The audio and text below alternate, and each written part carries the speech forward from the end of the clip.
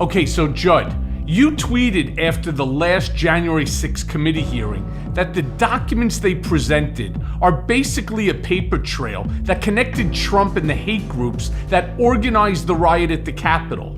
And it appears that that's true, that Trump communicated directly with extremist groups like the Proud Boys and the Oath Keepers.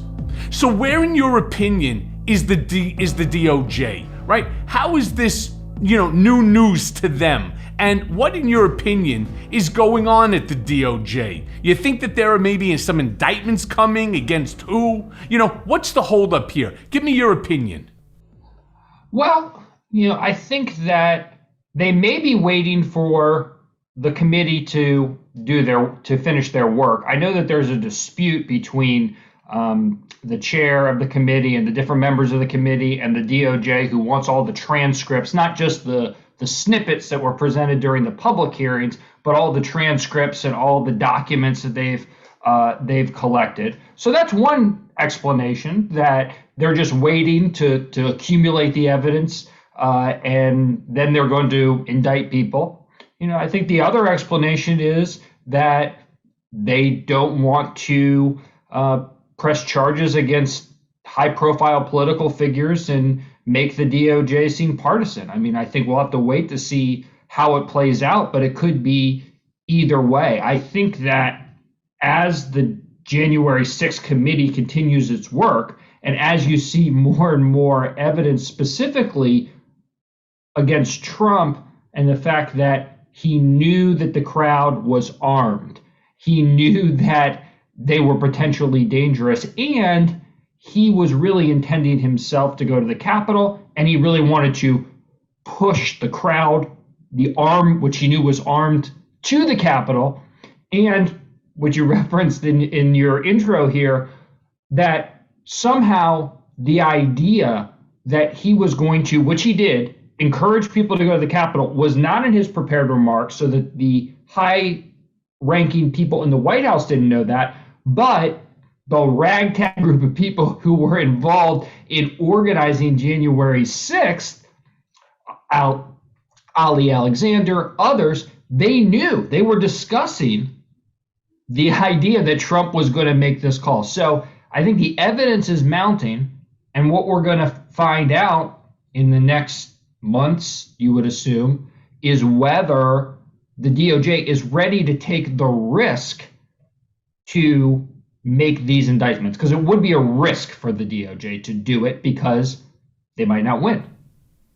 Right. Well, look, one of the mistakes that I believe that prosecutors, and we're going to call the DOJ in this case Merrick Garland as Attorney General, would be prosecuting a criminal case against a whole slew of individuals. Pick your poison here. Roger Stone, Mark Meadows, Ali Alexander, the whole group of them. It's not his job to worry about the conviction. His job is to prosecute and let the jury decide whether or not the person is guilty of the charges. But I wanted to sort of just delve into you, because in your tweet, you talk about the paper trail that connects Trump to the hate groups. I have to be honest, and I've been on television and I've talked about this, I truly believe, like anybody that's watching these and anyone that wants to have an open mind to it, that Trump certainly knew. The problem for a prosecutor, the problem for the Department of Justice in this case, is being able to use this hearsay testimony that they have and build a circumstantial evidence case. That's going to be very difficult to do, especially against Trump. Now, I believe that Trump will not be indicted as a result of the January 6th hearings, but I do believe people like Jim Jordan, Jared Kushner, Rudy Giuliani, Sidney Powell, Mark Meadows, a whole slew of people will be indicted because their fingerprints are actually on a document that talk about things. Everything else that we heard from Cassidy Hutchinson all the way down is all, well, I heard an Arnado speaking to Meadows. And so that's a double hearsay. And so it's the one thing, and I've talked about this on this podcast before, Trump learned at a very young age not to have his fingerprints on anything. And so he doesn't. He learned that from Roy Cohen, the famous mob attorney. And there really are no documents. Now people say, well, what about the recording from, to Brad Raffensperger about finding the votes? He has a way to actually weasel himself out of all of these allegations. And that may be one of the reasons why Merrick Garland is so hesitant to bring an indictment charge against Trump. But it should not have any effect upon all of the other people, this inner circle of his. It should not have there should be no problem with bringing indictments against any of them.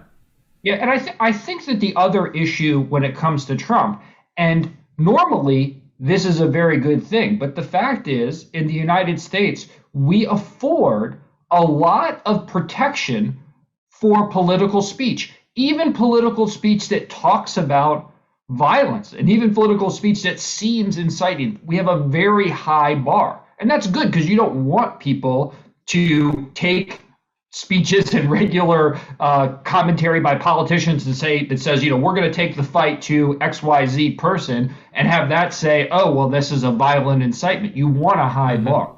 Now, the problem is that in this case, Trump was so far over the line that it seems like he should be held responsible for what he did that day. But Judd, could we not turn around and say, what Trump is going to say, disingenuous as it may be, it wasn't me. Quite frankly, I didn't know what the hell they were doing, right? Roger Stone met with them. Mark Meadows met with them. This one met with them. That one met with them. But I wasn't there. I didn't tell them what to do. Show me a single document. Show me a single text message. Show me a single voice recording that knew that this was going to go on. So against me, it's all speculation because remember, Trump is a narcissistic sociopath. He doesn't care what happens to any of these people, his children included. So he doesn't care as long as it's not him. That to me is the biggest issue. Yeah, I mean, I think you're right, and I think the fact that he's not on email, he's not sending texts to people, and the fact that to a large extent, I think prosecutors would have to rely on his public words that day and his tweets and things of that nature. Now, I think that, and it'll be interesting, I'm looking forward to an upcoming hearing that is going to talk about his links to the groups, including the money trail, because I do think you have folks, and maybe these are the folks that might find themselves in legal trouble, not Trump, but one of his top fundraisers, Carolyn Wren, was the one collecting the money that was used to put on the event in the Ellipse. And there was a lot of, I don't know if it was the legal term of structuring of that money, but it was distributed to different dark money groups who kind of worked together to put on that event, including the Republican Attorneys General Association, which put out those robocalls. That apparently was with $150,000 that Carolyn Wren raised, I believe, from the heiress to the public supermarket, Julie Kelly. So I expect that we'll be hearing a lot more about this money. I think that is going to be a major focus when they look at it as to who was really financing it, because when you can follow the money, that really shows you who was really organizing this. And so I think we're going to learn more about that because I know the committee has done a lot of subpoenas related to the money trail that enabled them to put the event on. Yeah, I agree with you. And I agree with you as far as your opinion on the DOJ. I think Merrick Garland is concerned. He does not want to be Bill Barr number 2. He does not want to seem partisan. However, we have documentary evidence. We have emails and text messages and handwritten notes by so many of these individuals. I'm not saying that I think Trump should get off. I do not. I think Trump should certainly be indicted, and I think he should be held accountable for whatever illegalities that they believe in terms of statute that he violated. However, there are others that already have documentary evidence that should have already created at least one indictment, right? I mean, I don't understand it. The only indictments that we've seen so far are indictments for people failing to appear before their committee, and they're holding them in contempt. This, to me, I truly don't understand, what's taking so long. And I think the amount of time that it's taking them to actually do something is hurting the Democrats, because we want some action. We want some accountability. We've watched this guy, Trump, run roughshod over this country for the last 6 years. And I think people are sick and tired of it, which is why his popularity, in my opinion, and by polls, is waning. But I want to talk to you for a quick second about Trump and his angling to announce his presidency soon, basically trying to save himself from prosecution. That's what I hear a lot of these pundits talking about. And then there's rumors that Mark Meadows is being set up to take the fall for the entire scheme. And I warned him when I was testifying before the House Oversight Committee that things like this will happen. And I warned Jim Jordan the same time.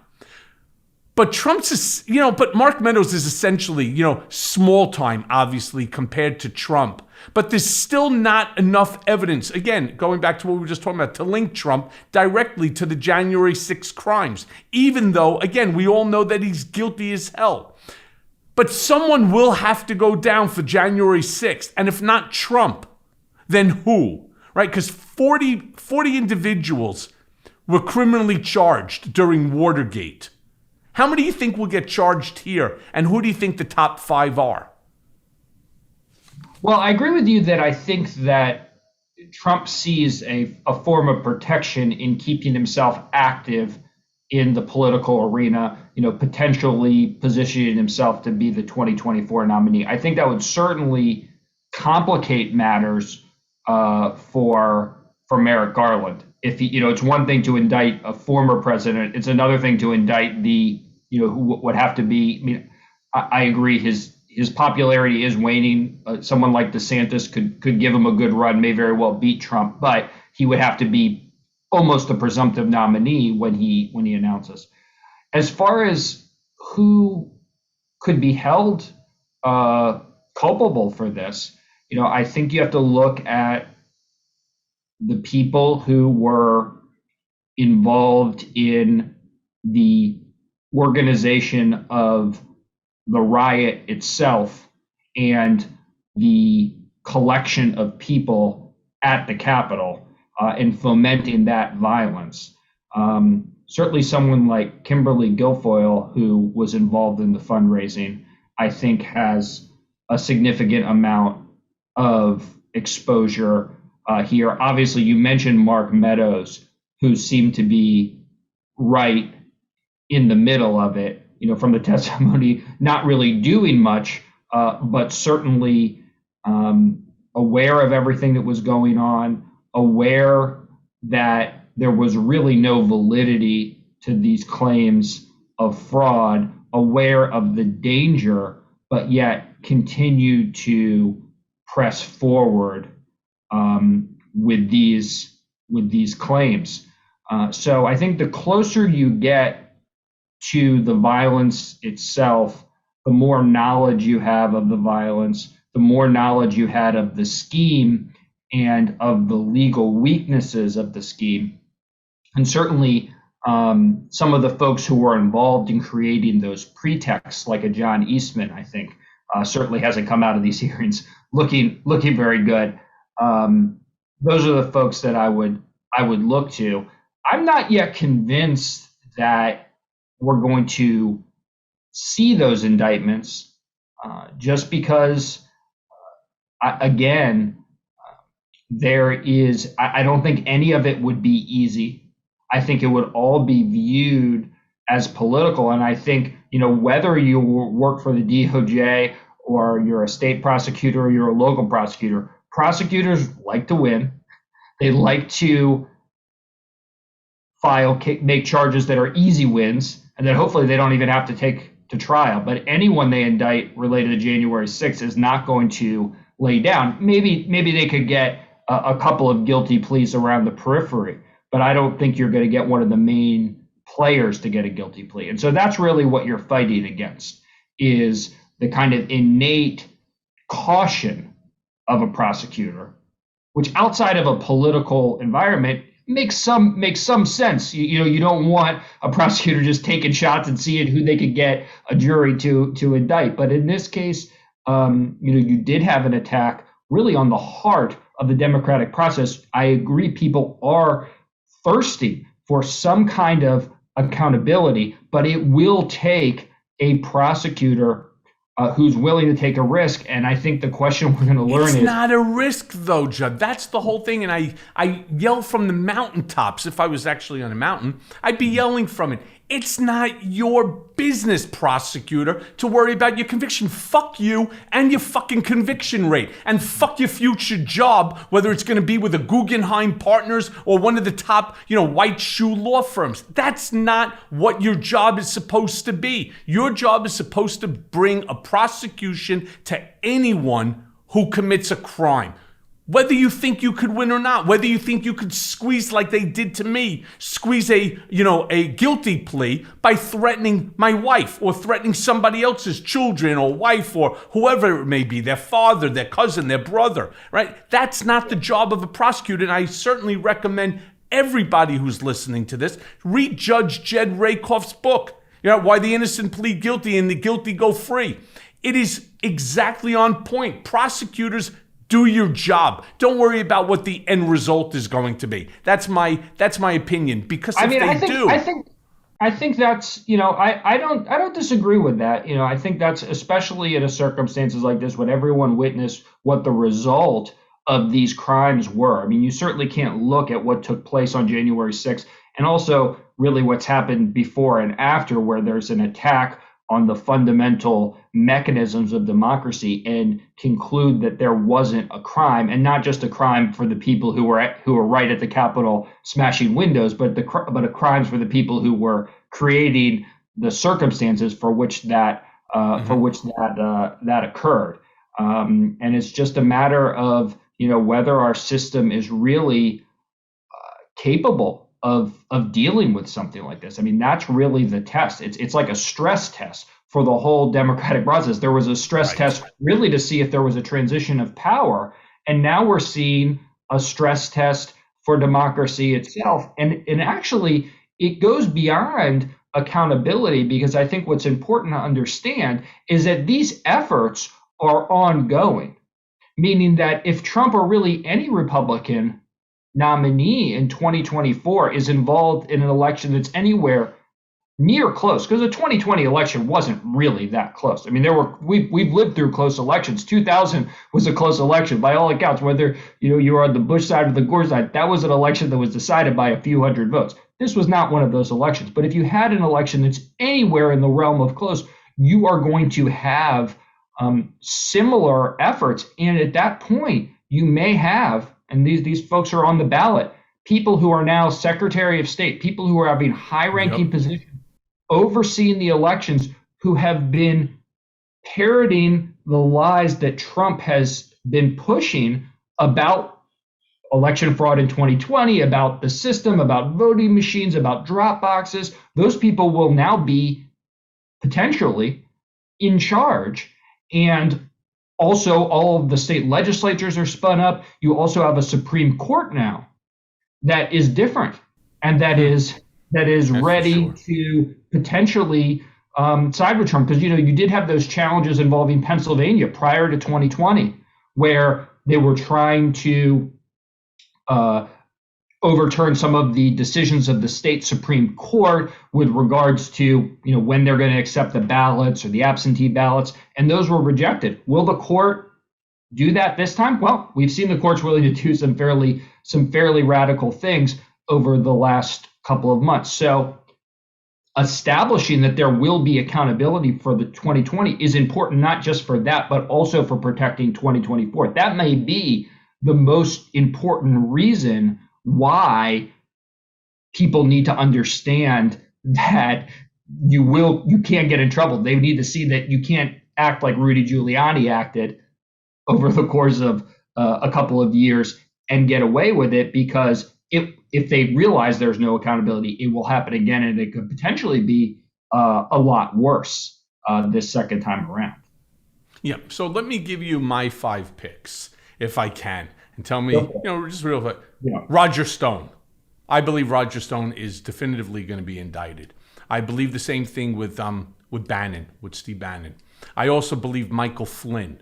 I believe Rudy Colludi, Drunken Giuliani, definitively. And I also think Jim Jordan.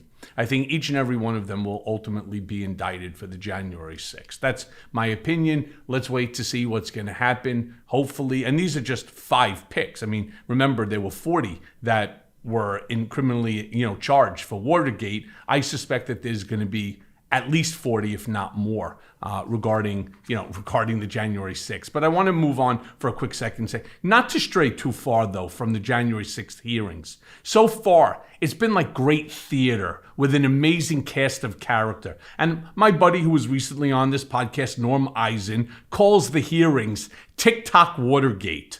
Anyway, who do you think has been the most impactful witness so far? And what are some of the insights that you have into the proceedings?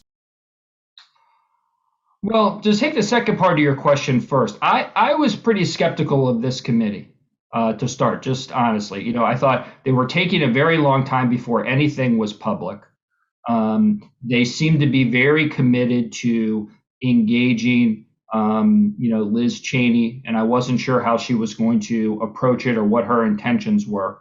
But I think as we've seen these hearings play out, I think you have to give the committee a lot of credit, both for, even though it occurred, even though the public hearings occurred more than a year after the January 6th attack, capturing a lot of attention, structuring the hearings in a way that understands the modern media landscape, where they're not showing hours of recorded depositions. They're not having these sort of extremely lawyerly lengthy back and forths with witnesses. They're really laying out a narrative, a story, so that people can understand and gain a greater understanding of what occurred.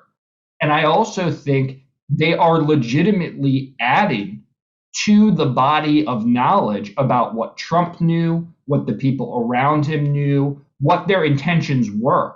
Because I think there really was a narrative. And when you look at the faces in the crowd and the guy with the horns and everything, there's this idea that this wasn't that serious. It was scary, but come on, what are these people really going to do? It's a bunch of clowns. But I think they've established piece by piece that this was a serious plan. This was not something that was just slapped together or that happened spontaneously. This was something that was a true attack on democracy. They made that case. They've captured attention. They've gotten millions of people to watch. So I give them a lot of credit for that. I think, Cassidy Hutchinson probably in my view, has been the most impactful witness, just both because she was a new character. There wasn't a lot of people who knew about her. They established, I thought it was really effective when they kind of established that she was the person in the room. They showed that map of the White House, and they showed her sitting kind of right in the center between Meadows and Trump, sort of placing her. She becomes almost the eyes and ears of the public, observing all of this, playing a part in it, and I think they probably were, because she was cooperating so much, painted her in perhaps a more positive light than maybe she even deserved as a result of her cooperation. But I understood that. But then, really giving people insight into what was Trump saying and thinking into those critical moments right before he gave that speech. What were his intentions that day? So I really think that there's been a lot of interesting witnesses. There's been a lot of witnesses who provided some insight, but I think since her testimony, really changed the complexion of how people viewed that day because of her unique position. And essentially, she's the one who's given us a perspective into the group of people that thus far are ignoring the subpoenas, and some of them are being held in contempt and some of them aren't. But that part of the story, I also think she's essentially made it critical for someone like Pat Cipollone to come in and testify, because she presented him as such a key figure, warning that we're going to be charged with all the crimes if this goes forward. So I thought that was pretty riveting. And I think, even if, and obviously there's only so much you can get out of just kind of expanding public knowledge, but ultimately they will be doing a service for history for people to really understand what happened. And I think everyone has a much better understanding. And a lot of these myths about what was really going on that day and what the people involved really wanted, which was to really just keep Trump in there, even though they knew he lost, to keep him in there for 4 years, and to do it however possible, including by use of violence and intimidation. And that's what they've established. So I think my overall takeaway from it has been, they probably will go down as some of the most effective public hearings that have ever been held in Congress. Because I think Congress, it's really hard for members of Congress not to just get on a soapbox, not to just talk and let their views, to kind of stick to a game plan. And you have to give them credit for showing some discipline with that. And the payoff has been people have in fact been paying attention. And I think people will pay attention as we get, through the end part of these hearings. So interesting. I think it was really an unfair question to ask you. It's kind of like a trick question, because each and every hearing has exceeded my expectation. I mean, just as an example, because I don't want to waste too much time on it, but I would say another, and one who would, in my estimation, certainly go head to head with the Cassidy Hutchinson hearing before the committee, would be Wandrea Moss and her mom, Lady Ruby. There's so much that came out of that. First of all, they were very relatable. On top of that, what were they doing? They wanted to do their civic duty. They were working, at the ballot box and so on. And of course, Rudy Giuliani making statements about them passing around, cocaine, and that this whole thing, was one big giant, fuck Trump type of, scenario, when in fact it was they claimed it was a USB. Who knows, right? All I can say to you is that it was actually a ginger mint, not a USB that they claimed that they were messing around with the machines with. But this really went to discount and to show the pervasiveness of the lie, the big lie that they were promoting, which in essence was the basis for trying to overturn the entire election and to keep, as you stated, keep Trump in power for another 4 years. So I think each and every time that they have a hearing, we're learning from a different perspective, a different part of this overall, shtick that Trump and his inner circle were trying to pull off. And I think it's, as you said, it's historical. Will it create the result that we all want, which is the indictment and incarceration of the, orange-crusted Mandarin Mussolini? I don't think so. Hopefully it'll be enough. And I'm going to go back, a couple of questions ago where we were talking about 2024. I don't believe Trump is running. I believe that every single thing that he keeps talking about in terms of, I'm really close. And so I believe it's part of the grift. It's part of the con that I talk about all the time.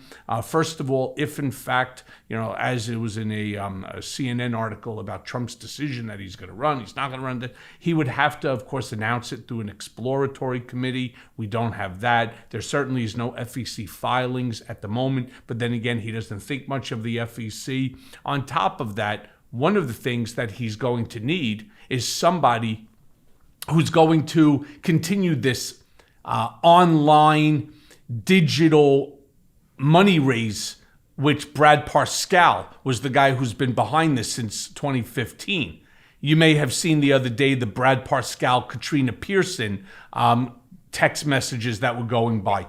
I do not believe that Trump could possibly trust Parscale anymore based upon the statements that were made. So who's Trump now going to hire? First of all, nobody wants to work for him simply because, one, he doesn't pay, and two, because I don't think that anybody who is serious about this believes that he could possibly win. So again, that's just my take on to this. But I want to ask you. Yeah, I would just one quick point. I think it's interesting that as these hearings have gone on, and we've been doing this during the primary season, and you've seen quite a few candidates that have been endorsed by Trump not only lose but perform really poorly. You've seen Trump's popularity continue to go down, or at least not recover. And it's interesting to think, are these hearings really, having an impact on the public such that they're damaging Trump's ability to maintain his base? And I agree with you 100% that the reason why he's kind of pumping up this idea of whether he runs, I don't have any insight into it, but I wouldn't object to your idea that he's not running. But it's a money grab. The idea that he is going to run is really critical for the money he's raising for his Save America committee that's used as kind of a slush fund, for his Truth Social and the media company he's getting. If all of a sudden he just becomes a former president who's embroiled in scandal, all of those things become much less interesting. If he is the potential 2024 nominee, right, all of those things are very interesting. So he's known for many, many, many years, well before 2015, that just the notion that you might run for president is good for business. It is good for getting attention on you. And I think he will absolutely keep this up. You won't find out he's not running until the very, very, very last possible moment. And even then, I'm sure he'll talk about, well, he's going to jump in after this state or that state. He's Absolutely. Never really going to admit he's not running. You'll just have to wake up one day and someone else will be the nominee. I totally agree with you. Yeah. Now, Judd, you left ThinkProgressive after 13 years and you launched Popular Information, a newsletter about politics and power in the year of 2018, calling it accountability journalism for people who give a damn. Nice. I applaud you on that one. How's it going so far? And how do you feel about the current state of political journalism? Do you agree that the likes of Tucker Carlson of the world should not be allowed to call themselves journalists, or what they do, they shouldn't be allowed to call it news? Let me just, before I let you answer that, Sean Hannity came right out and he said, I'm not a journalist, I'm a talk show host. Shouldn't Tucker Carlson be doing the same thing? Whatever Tucker Carlson calls himself, he's not a journalist. And I think it's interesting because when he gets sued for defamation, his lawyers come in and say, hey, anyone who's fair who would listen to Tucker Carlson would know not to take what he does seriously. But yes, I think as far as the state of political journalism overall, there really is a crisis of trust. People don't know, what to believe. I kind of started this newsletter because I do think that there needs to be new mechanisms and new venues for people to find trusted guides through this information, to uncover the information and to present it to them in a way that's verifiable for them and that they can have confidence in. And, television news isn't always the best format for that. And, I think there's just been a lot of failures, for me, dating back all the way to the Iraq War and moving forward. So, we do have a problem, but I think there's no silver bullet solution. It's just day by day, story by story, trying to get facts out there and trying to kind of steer the ship in a better direction so that we can get back to a place where there's some kind of common understanding of facts. But I think, with people like not, and it's not really not just Trump, there's a whole constellation of people. And I think DeSantis has a lot of those, a lot of the same tactics as Trump, as far as just whatever it is, you just kind of go after it. You don't need to worry about what's true and what's false, but he's a little more savvy about it. He's got a very professional operation all the way up and down. He knows how to present an image of himself that I think is a little more comforting to people, and that has a more of a veneer of professionalism. So it goes well beyond Trump, and operating in that kind of environment as someone who's putting news out and as part of the media is very challenging. And I think that's something that everyone is grappling with. Yeah. So look, I agree with you, and it's actually, there have been polls that show that a head-to-head contest right now between Trump and DeSantis beats him by about 4 points. Now, of course, there's a plus or minus there of about 5 points, but regardless, it just goes to show you. And I don't believe that DeSantis. I believe that you're going to see a whole slew of individuals who are interested in being president in 2024 on the Republican side that are going to come after Trump on that line. And I believe that it's going to be a race. I don't think it's going to be just Trump the way everybody's talking about it. Yeah, I agree with that particularly. And I think another factor is, of course, Biden has a very low popularity rating, and he's dealing with inflation. He's dealing with the continued pandemic. So for a Republican, this is your shot, because Biden may be quite a weak candidate in 2024. I mean, one thing I know, kind of following politics for a number of years, is things could look a lot different in November 2024 than they do now. Maybe inflation's under control. Maybe the pandemic is more in the rearview mirror. Maybe the economy is doing well by then, and maybe Biden is a strong candidate. But there's a lot of question marks about that right now. And so I think Republicans are chomping at the bit. And I do think a lot of people are going to run. And I do think that one of the things over the last 6 months, you've seen a lot of people become, not necessarily they're standing up to Trump, but more that they're not going to defer to Trump. They don't view him as someone who needs to be deferred to, and that they're going to stand in line behind him. I think they view him as vulnerable. Mm-hmm. I agree with you. So let me ask you this then. Who do you go to when you want honest news or opinion, right? I mean, who do you trust? Because it's one of the biggest problems that we're facing right now. You don't know who to trust. You don't know which news channel is providing. You don't know which app is actually legitimate and which is not. The misinformation, the disinformation, the malinformation that's going on right now. This is all really messing with the heads of the American people. And I think it's going to cause a serious problem when it comes November for voting.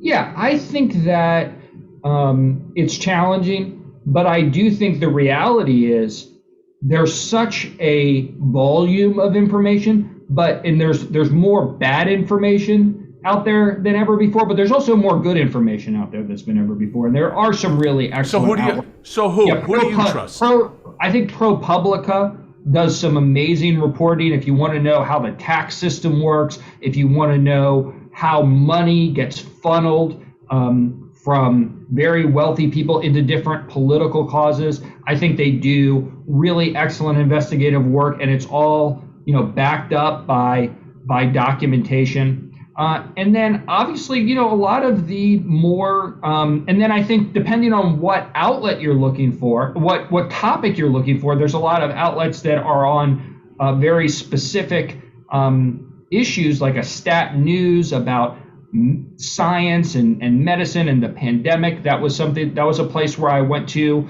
all the time. And I do think if you look at not necessarily the opinion pages, but the journalism that's done by the most prominent outlets like the New York Times or the Wall Street Journal, it's often excellent. So I do think that there is a lot of places to find quality news. For me, a lot of the work that I do involves kind of following the money trail, looking to see, how powerful individuals and corporations are using money to influence the process. And so I like to look at the primary source documents. But if you've got a real job instead of being a newsletter writer like myself, you don't necessarily have time for that. But I think there's a lot of really good choices out there. Nice, because I have a hard time finding them. So Another journalism question for you. Well, sort of. Yeah. What the hell is with Greenwald? I mean, didn't he used to be some sort of a good guy? And now I understand he's seeking to be the right wing's go-to intellectual. As oxymoronic as that sounds, because right wing and intellectualism are so rarely spoken in the same sentence. Tell me, if you know it, what the fuck's Greenwald's gig? Well, I don't know everything about it, but I will say someone, I've known Glenn Greenwald for many years. I first encountered him as I was living in DC, and we were both doing work around the Patriot Act during the Bush years. And I think, he started off in the way that I knew him was around civil liberties issues. And that's what he was passionate about and wrote about. And I, for many years, admired his work on that score. I think since then, he's kind of pivoted from that into sort of utilizing just a critique of everything that's not on the far right, really using Tucker Carlson's platform to build his own newsletter business. Like myself, we're actually both on the same platform, Substack, and exploiting that, using his past as someone who was admired by the left to kind of gain a cachet and credibility on the right, because there's nothing that somebody on Fox News likes more than someone who's seen the light about the left in the country. So I think using that evolution that he's had and using that to build his own brand among the right it's what's going on. And I think over the time he's become really an apologist for Fox News and a lot of the very reactionary politics that play such a significant role in our country today. Yeah, look, I don't know what his gig is either, other than to say he's found an avenue within which to make money, and he's willing to sacrifice his ideals in order for, another $1 a month subscription, I guess. I don't know, because I don't believe. If you're a civil libertarian, the politics of Fox News and Tucker Carlson doesn't exactly mesh up with what you might be interested in. So he's clearly interested in something else that's not civil liberties at this point. I absolutely agree with you. Now, Judd, you recently wrote a great piece in Popular Information, and I recommend all of my listeners to go and to check out this newsletter. The name of the piece was Who Broke Capitalism?, which is all about the major American corporations that have funneled money into governor's races, to affect the abortion outcome in states like Michigan, Florida, and Ohio. If you do me a favor, tell my listeners who these companies are and why they are pouring money into canceling abortion. I mean, why do they even care? I mean, how does it possibly serve them to have legislation or a decision that the Supreme Court just gave that outlaws Roe v. Wade? Well, it really shouldn't. But I think what you have is, now you have the Supreme Court decision that ended the constitutional right for abortion. Now you're going to have it play out in any number of states. There's some states where trigger laws went in right away, but there's a number of states, Kansas, Michigan, Arizona, Pennsylvania, all down the line, where they're going to be deciding, and the outcome of the attorney general's races, the outcome of the governor's races, the outcome of the legislative races are all going to determine the path forward in those states and whether there will be reproductive rights in those states. And what I've tracked in the newsletter is, and this is something that not a lot of people are aware of, but major corporations like Comcast, like AT&T, Wells Fargo. I even did a piece about the Match Group, which does Match and Tinder and OkCupid and dating sites. They're donating not $100 or $1,000 or $10,000. They're donating hundreds of thousands of dollars, in some cases millions of dollars, to groups like the Republican Attorneys General Association, which is actively raising money and saying the money that's donated, we are going to use that to elect attorneys generals who will overturn reproductive rights. Just to give you a really tangible example of this, in Wisconsin, there's a current attorney general. There's a law, it was passed in 1849, that bans all abortions. It sort of just sat there on the books. It wasn't enforceable because Roe v. Wade was in place. Now that Roe v. Wade is gone and the constitutional protection is gone, the attorney general is saying this law is from 1849. We are not going to enforce it. But the Republican Attorneys General Association is already reserved $650,000 in ads to defeat him and replace him with a Republican candidate that will enforce that law. So that's what's at stake. And they get that money in many cases from those major corporations that I was listing. And just to kind of wrap this around and show how these issues are connected, I mentioned the Republican Attorneys Generals Association before because they were the ones who sent the robocalls out on January 6th to build the crowd at the Capitol. But yet, even after that, and even knowing that this money will now be used to overturn abortion rights, you still have corporations that are sending hundreds of thousands of dollars to RAGA. And this actually just came out. I read this story right before I came on to talk with you, that this Sunday at a resort in Palm Springs, major corporations are going to be golfing and deep sea fishing with the Republican Attorneys Generals Association, and they had to pay $150,000 or more to attend this retreat. So that's the kind of thing that I don't think that there's a lot of awareness around about how much money is being pumped into the system. And then you kind of see the result. You're like, okay, well, now Roe v. Wade's been overturned. Now all these reactionaries are being elected to state office. It doesn't happen on its own. We don't just stumble into this. There's a lot of powerful forces behind it.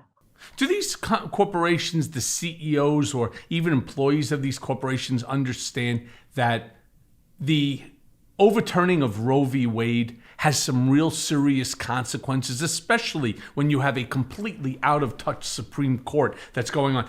There's a case that's out there right now, a 26, 27-year-old guy who raped a 10-year-old girl. And she's from Indianapolis, and she had to leave Indianapolis in order to go get an abortion because in Indianapolis, you're only able to get an abortion within. The girl was from Ohio, and she had to travel. I'm sorry, you're right. She was from Ohio, had to travel to Indianapolis because in Ohio there was you had to have the abortion as early as 6 weeks into the pregnancy, but she was 6 weeks and 3 days. This is a 10-year-old girl, for God's sakes, who was, violently raped by this man and now impregnated. I mean, do they not understand that there are consequences to the overturning of Roe v. Wade? Do they not understand that that's just the beginning to this out of control Southern white Christian coalition, evangelical, idealizing Supreme Court that next it's going to be Obergefell, and after that it's going to be God knows what, and they're just going to keep going, claiming it's not the decision of the court, but rather it should be, the decision of the states, and we're going to have all sorts of ramifications coming out of this thing? Yeah, I don't think they've totally absorbed it yet, to be honest with you, Michael, because on the one hand, you do have a lot of corporations, a lot of major corporations like an Amazon and others who are saying, we really want to protect the rights of our employees. We're going to pay for our employees if they need to travel to receive an abortion or whatever other care they need. But they haven't really gotten their heads around the systemic issue, which is that they're continuing to support the kinds of elected officials that are imposing these sort of severe restrictions. Just in Ohio, the reason why there's that 6-month ban is because the governor there, Mike DeWine, in 2019, passed this 6-week abortion bill, so-called heartbeat bill. Now, for 3 years, it sat just on the books, but it was not enforceable because of this decision. But the same day the Supreme Court put out that decision, Mike DeWine signed an executive order putting that into force. So these things have consequences, but corporations are willing to put out these press releases. They'll set up a fund to fund travel, but are they willing to really fundamentally put their money behind what they say their values are? I think that's still very much an open question. It's certainly something that I'm going to be tracking very closely in the months ahead as these play out, because these are very consequential decisions that are going to have to play out. Even in Indiana, where this girl who had horrible traumatic rape that happened to her had to travel, the legislature there is ready to impose a ban, or they're going to call a special session to consider a ban, so that next time she might not be able to someone in that circumstances might not be able to travel in Indiana. So there's a lot of things going on. Yeah. So same subject, all right? Because you have like Koch Industries, and when I was the vice chair of the RNC Finance Committee, there was myself and 3 other people. We raised a ton of money. That was, of course, before Trump really showed himself to be the fucking asshole that he is. But Koch Industries gave quite a bit of money to the Trump campaign. But now Koch Industries just got an EPA award for clean practices. I mean, can you go figure, right?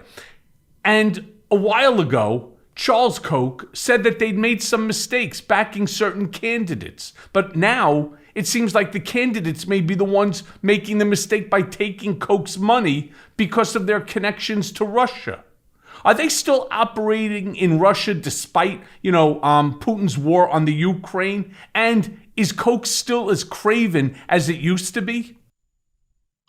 Well, I think the answer is yes. That's something I did a lot of reporting on, was Koch's continued operations in Russia. They defended it for many weeks, but as pressure grew, as the conduct of Russia became more and more indefensible, they eventually said, no, it's not possible for me to go over there and check out the glass plants and the other kinds of operations they have in Russia. But they said that they were pulling out. So that's the best information we have on that.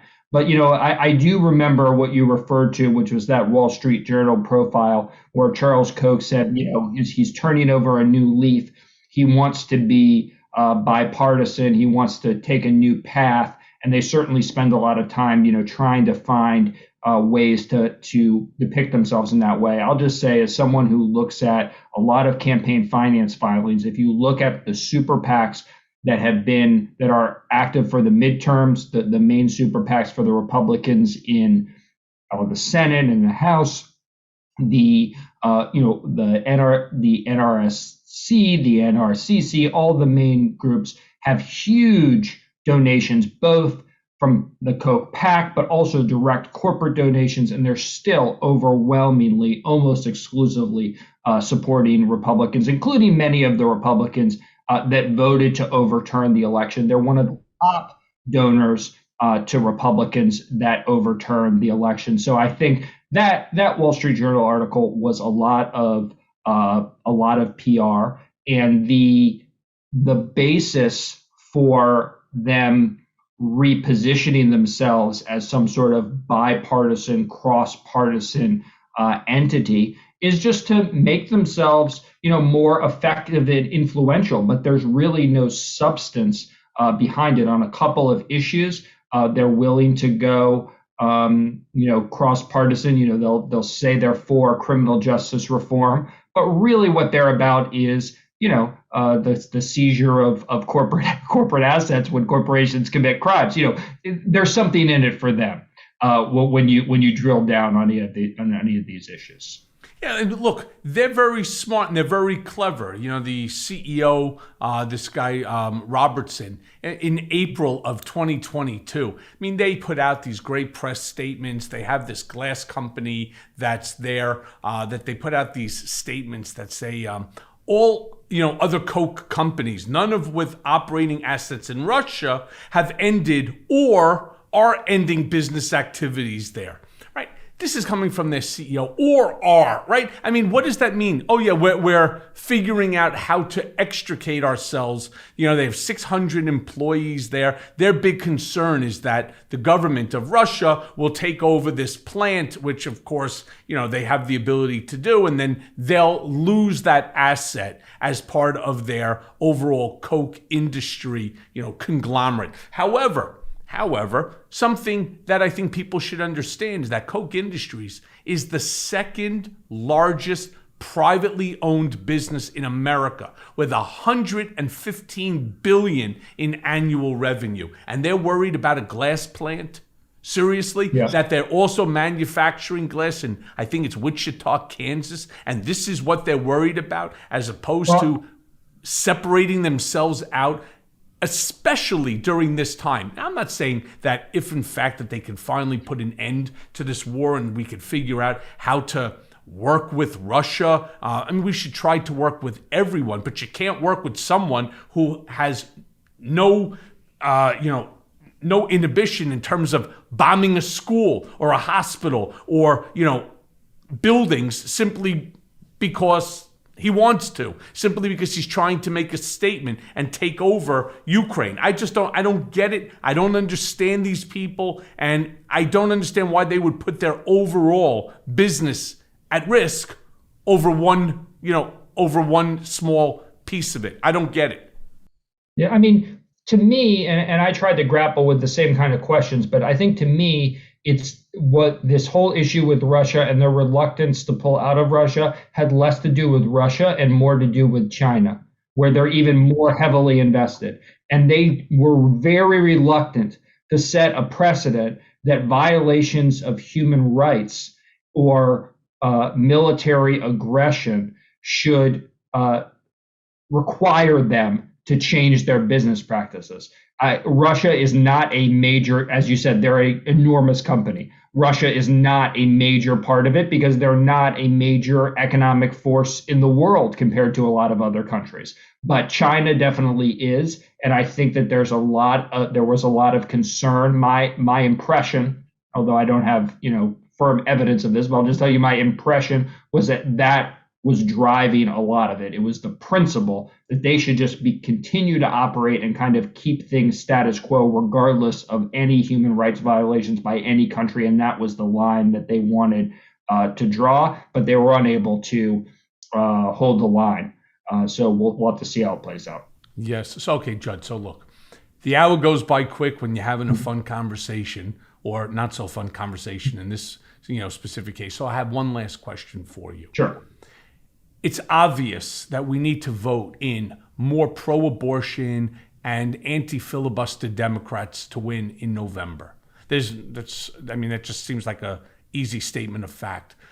But how much difference do you think can be made in these red states? Because I hate to think that any place in America is a lost cause, but there's some seriously corrupt and gerrymandered states that, in all fairness, are impossible for Democrats to get through now. What can we be doing differently or better to change red states back to blue? Because, look, Judd, let's face it, the Democrats are just better for the working people and the middle class. My real question to you, and really about them, why don't they know it?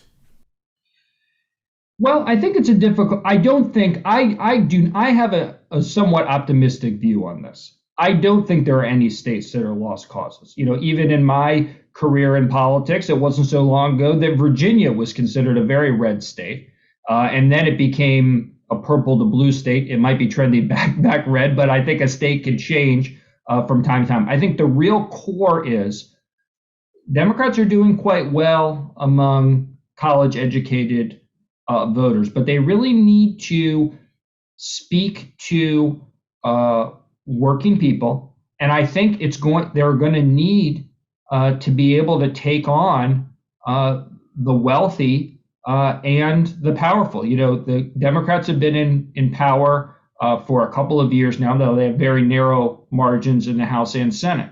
But you still have those Bush tax cuts from 2017 are still in place. And I think policies that tax the very wealthy or that require a little more of the very wealthy, billionaires, corporations, and that give a little more to working people, make their lives, allow people who have families to take care of their children, to take time off when they have a new baby, to take time off when they're sick, to make a living wage.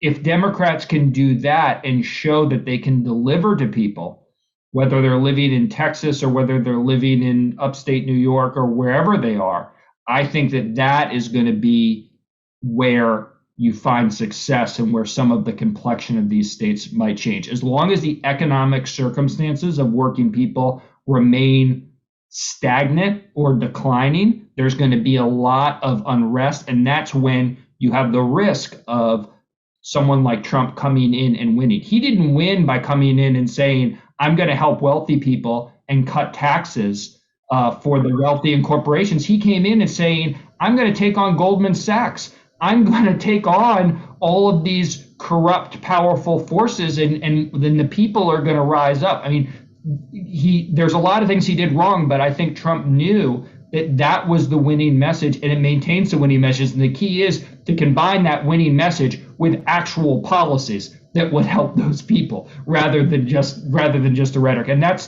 the unfinished business. And it's not easy. I don't say that I have the answer of how to get it done. I understand there's all sorts of complexities to the legislative process, but that's really what it comes down to. You've got to improve the lives of those people and reform that coalition between working people and the professional class, kind of the blue collar and the white collar, and bring them together, and that's a winning coalition.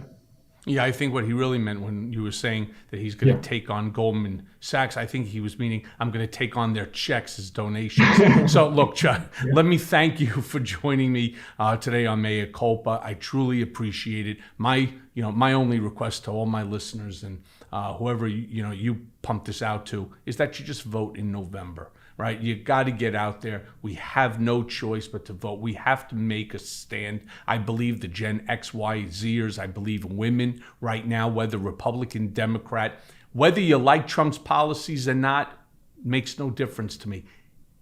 He as an individual is wrong for this country. I believe that the message that's coming out of the Supreme Court is wrong for this country. And I think we have no choice but to beat them in the polls. And I certainly hope that the Democrats listen to you, listen to your paper, and get out there and make a difference by voting. That's pretty much my statement. So, Judd, I just want to thank you for joining me today and wish you the best. And obviously, we'll have you back. Well, thanks a lot, Michael. Enjoyed it. And I'll see you soon, my friend.